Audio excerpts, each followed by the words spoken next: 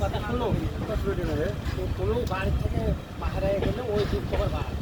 যতই এখন ওই দিন আমাদের তো বাড়ি হয়নি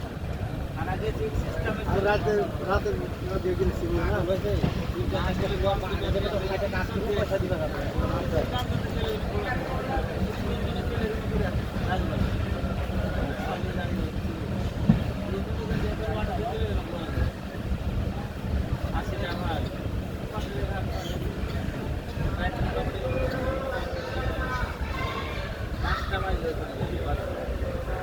কত কষ্ট হয়ে লাগবে দিনে যাবো আর আমরা যাবো সকালে